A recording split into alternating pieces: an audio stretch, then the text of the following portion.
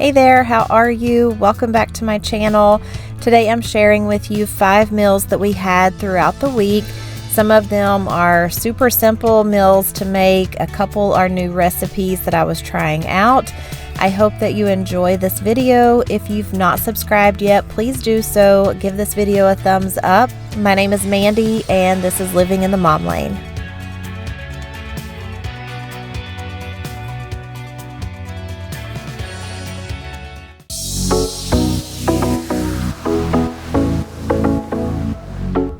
Our first meal is super easy. It was a salad. Don't you wish you could make one as quick as I did, just the snap of your finger? But we had turkey, ham, crab meat, eggs, all kinds of good stuff in that salad. The next meal is just some spaghetti. I was using ground turkey for the meat and protein pasta. This tomato sauce is from Aldi and it is very, very good. Very clean ingredients if you're looking for that kind of thing. Very clean ingredients, no added sugar, low on calories, and again, it was very tasty. The salmon is from Aldi and it was very good. I'm just cutting it into smaller pieces so that it's easier whenever I go to serve it. I do keep the skin on. It's much easier to take the skin off after it's been baked.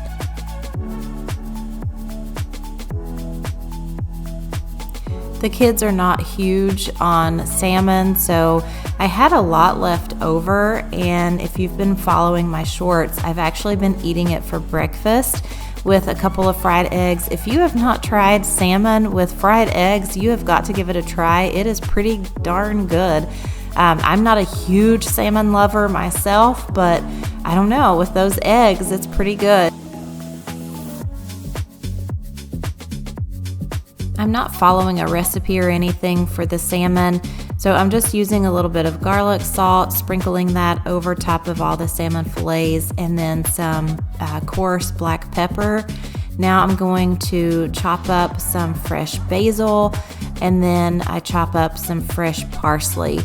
You can definitely use dried basil and parsley, but I feel like the fresh herbs just gives it a little better of a flavor. I just take those basil pieces and put it on top of the salmon, and then I'll do the same thing with the parsley.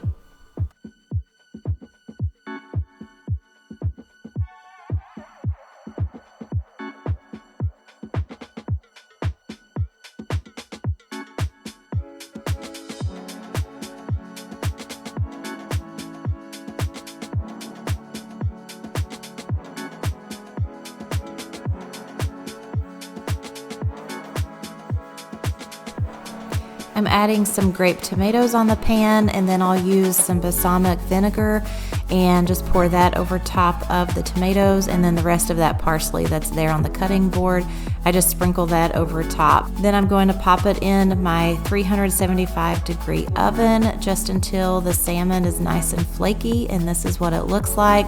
I will say I wasn't a huge fan of the tomatoes. I don't know what it was about it, but I just really didn't like it. The mushroom there was from Aldi, from this grocery haul here on the screen. They were not my favorite either. I would not get them again, but hey, you may like them. The next meal I'm making is some chicken teriyaki. I was not following a recipe on this one. I was just kind of winging it, and Jason said it was not my best meal that I've come up with, and actually I have to agree with them.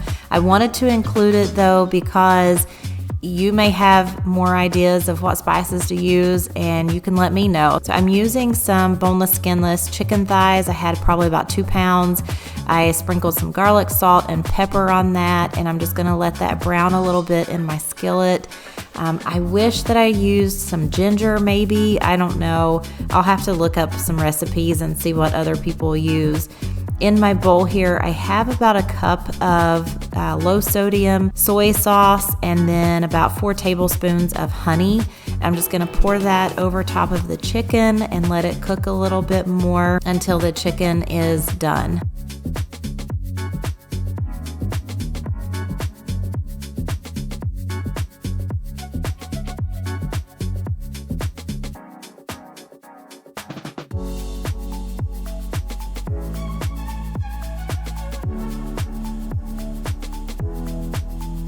I served the chicken with some rice that I made in the Instant Pot and some fresh broccoli with a little bit of ranch dressing on the side. It was edible, but like Jason said, it was not one of my better meals.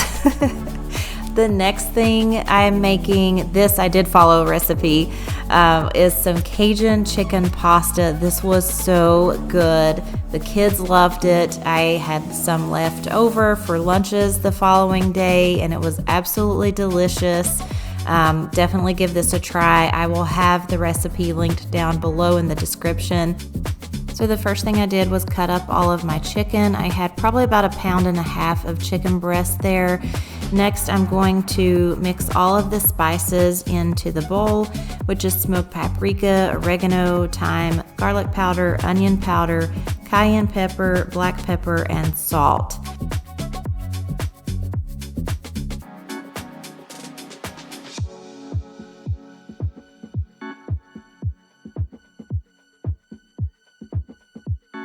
I'm going to whisk all of those spices together and then pour it over top of the chicken and mix that up really well. You can use a spoon to mix this up, but I just prefer to get in there with my hands and mix it up that way. Now in my Dutch oven, I'm adding in a tablespoon of butter and a tablespoon of olive oil. I'm just gonna let that heat up over medium-high until the skillet is really hot and the butter's melted and foamy. Then I add in my chicken. I'm gonna let it brown for a little bit. It doesn't have to be completely cooked at this point.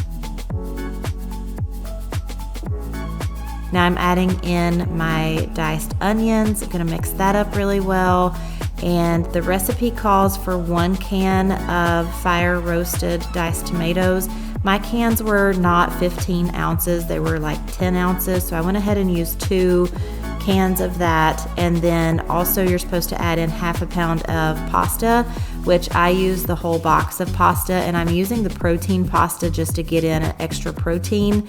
And then 2 cups of chicken broth. I do go ahead and add a little bit more of chicken broth than what the recipe calls for because I used more pasta.